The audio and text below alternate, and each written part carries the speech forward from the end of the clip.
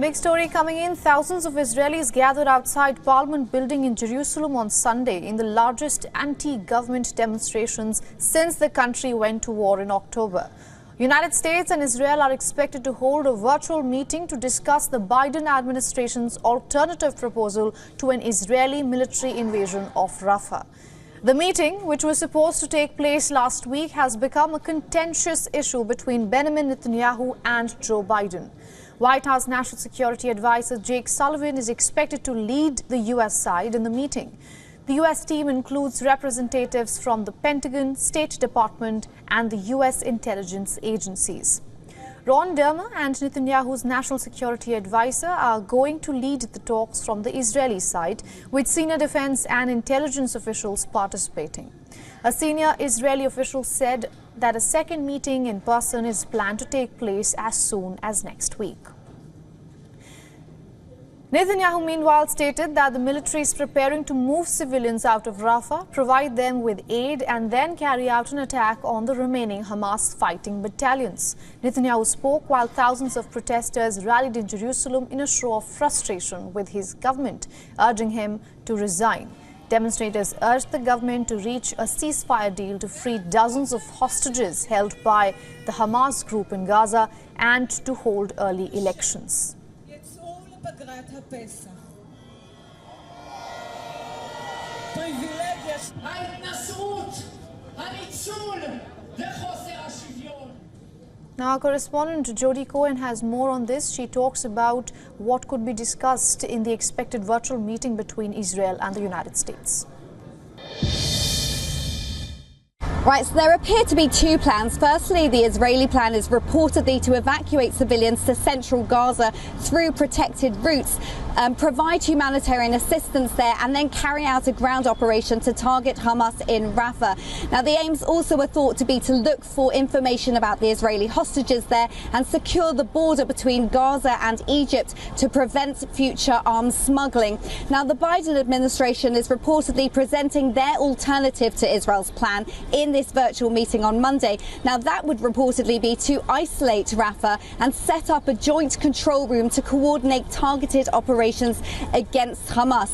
Now, it's not clear how that would be safe for civilians who would stay in Rafah. It's also not clear if it would be more effective in dismantling Hamas. And General Petraeus, the former head of the CIA and commander of US troops in Iraq and Afghanistan, has suggested that Israel must go into Rafah to destroy Hamas.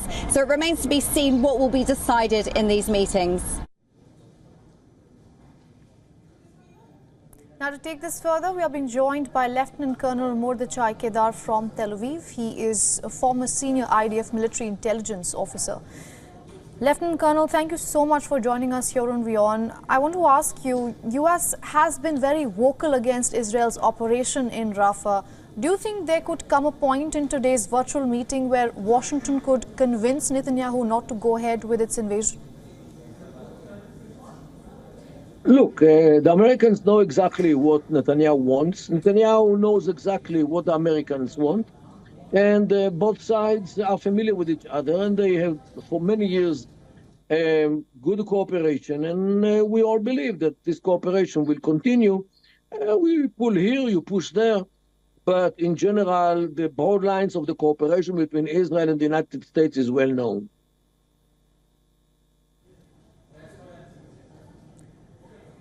All right. So I want to ask you the logistics of it. When the Israeli military says that millions of Palestinians will be evacuated from Rafah before the operation, where will they actually go? Gaza is a large piece of land, and there are places where to put them, like to the north from Rafah. This is doable, and otherwise the IDF would not talk about this. Definitely, we would like to refrain from attacking civilians if there is no need. But unfortunately, there is another good reason why to evacuate the civilians, because the Hamas terrorists are actually hiding within regular people.